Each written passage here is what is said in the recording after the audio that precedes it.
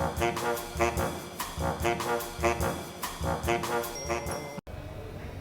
dia tuh, story dia.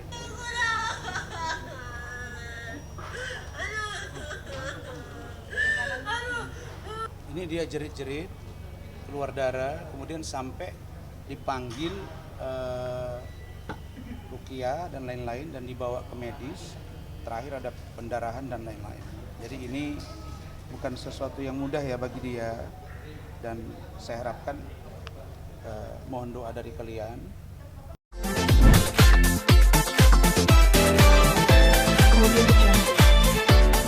Terima kasih teman-teman media yang saya hormati. Terima kasih sudah menunggu. Alhamdulillah tadi kita meskipun datang tetap kita menggunakan ekor karena itu kan sudah teknologi dan bukti pelayanan dari Mahkamah Agung melalui Pengadilan Negeri. Dan alhamdulillah tadi sudah dilakukan pendaftaran resmi dan sudah terdaftar. Nih. Bang, naikkan ke Iya. kamera mungkin bang. Gugatan terhadap Richard Ya, ini gugatan terhadap saudara Dr. Richard Lee. Dan insya Allah kami tinggal menunggu relas panggilan untuk kita sidang dan atau mediasi, kan begitu ya. Nanti akan dipimpin langsung oleh Pak Pinto, dibantu oleh Pak Andi, kemudian dipimpin oleh Pak Leo Situmorang, Ketua Umum FBI, Binto, kemudian Bung Andi dan Pak Donald serta teman-teman yang lain. Ada 8 orang. Dan ini kemudian ini saya sebagai penggugat, Dr. Razman Arif Nasution ada di sini. Kita juga sudah bayar tadi ya biaya pendaftarannya.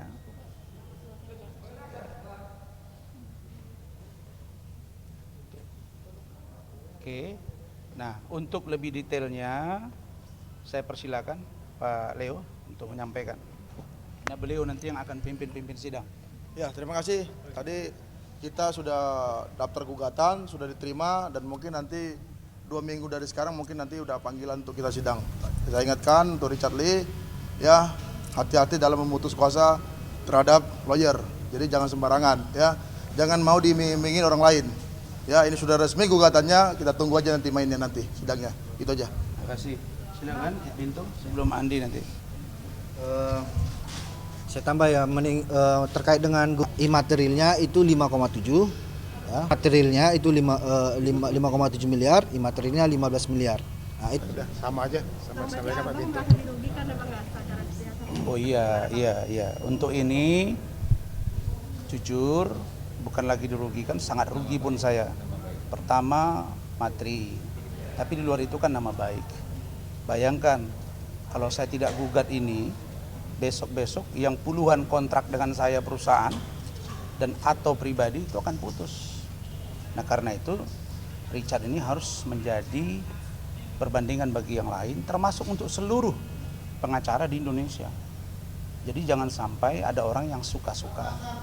Nah ini sebenarnya angka yang kecil, tetapi ini adalah hak dari kantor hukum saya, dan ini saya sudah tunjuk untuk ini kolaboratif. Maka dipimpin oleh Pak Leo Situmorang. Begitu, ya. Tapi sebelumnya ada komunikasi mungkin kenapa mungkin alasan akhirnya memutus kontak dengan Bang Rasman sendiri? Nggak ada. Setahu saya hanya satu, chat melalui WA.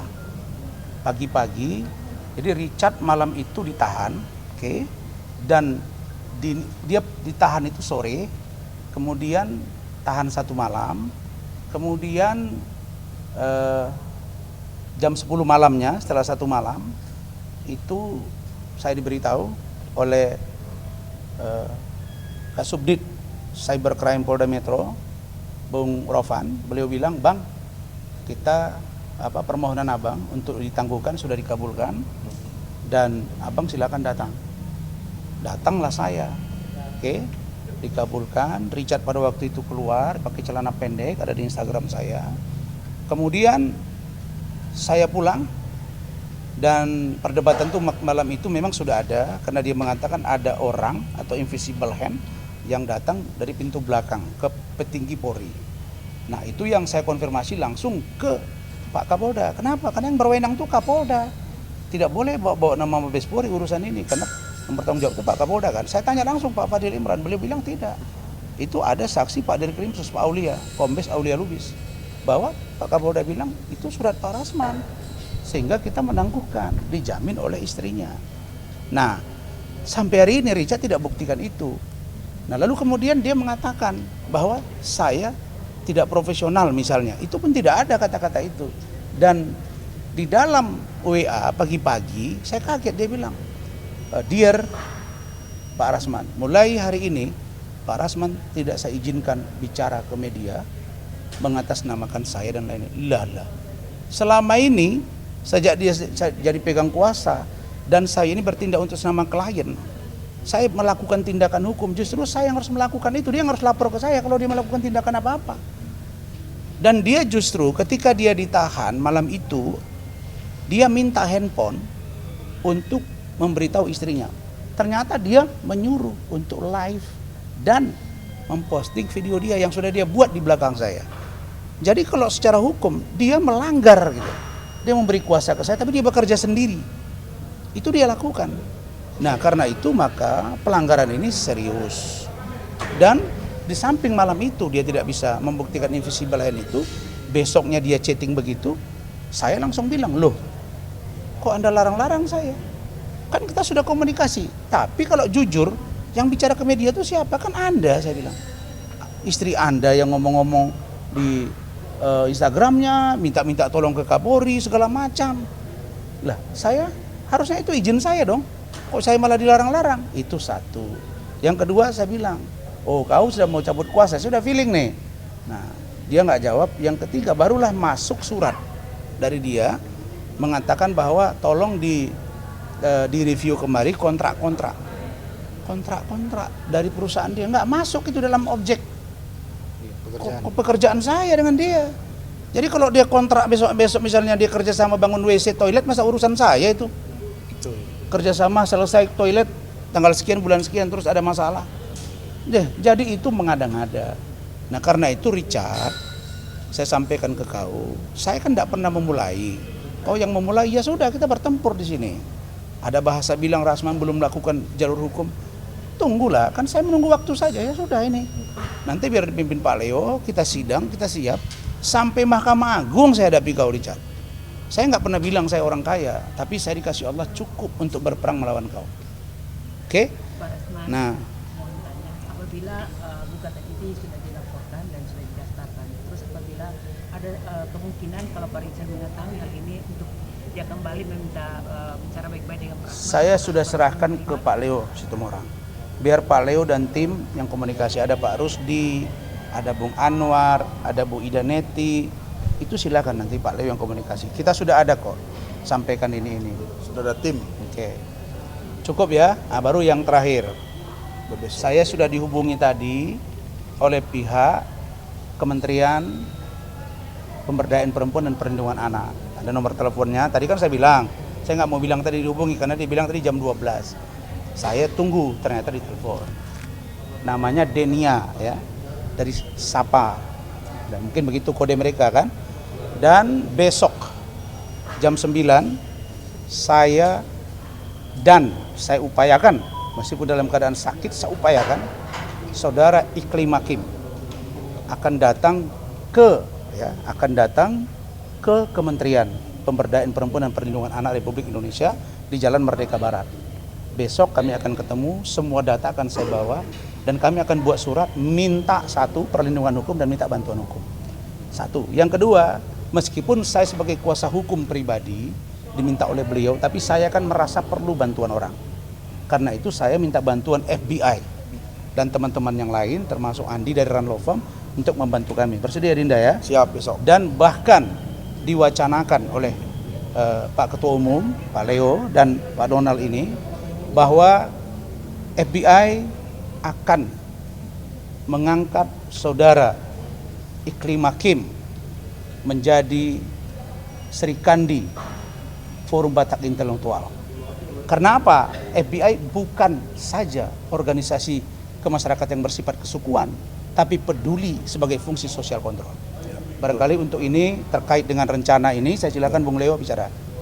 Ya, jadi besok itu kita juga akan mendampingi Klima untuk ke perlindungan perempuan dan anak ya. Dan memang tadi kemarin kami rapat dan kami mengangkat saudara Iklim Hakim menjadi Serikandi Forum Batak Intelektual, dan kita akan siap selalu mendampingi beliau 24 jam karena itu adalah kader kita. Itu aja. Jadi Serikandi kehormatan ya, Iya. Serikandi kehormatan. Kalau benar Iklim ini diduga mau melakukan bunuh. Iya, benar. Depresi ya. Iya. Dan Iklim Hakim Nah, kamera kirim ke saya ini ya. Iklim Hakim baru kirim tadi pagi ke saya bahwa dia ada pendarahan dari hidung dan leher, dari hidung dan mulut. Saya sebenarnya kasihan banget gitu, tapi kok sampai setega-tega begitu gitu loh, mengganggu fisik dia, pikiran dia. Ini darah nih. Ini dari mulut, dari hidung, dari mulut, dari hidung. Itu depresi bang. Iya, bagian dari depresi. Saya nggak tahu ya, kok klien saya ini pada tertekan semua. Nah, kemudian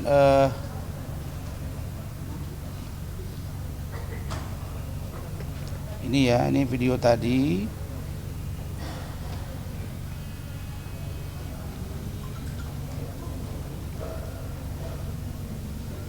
Nih, Mi, mana? Nih, video yang si Kim apa itu mana? Pendarahan tadi. Video Iklim Hakim. Yang hidung tadi. Iya. Hah?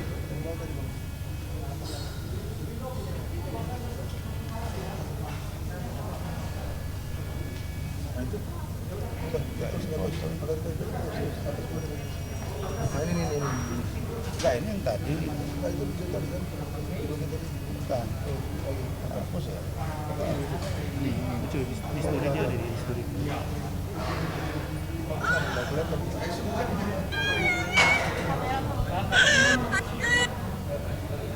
Story dia itu, story dia.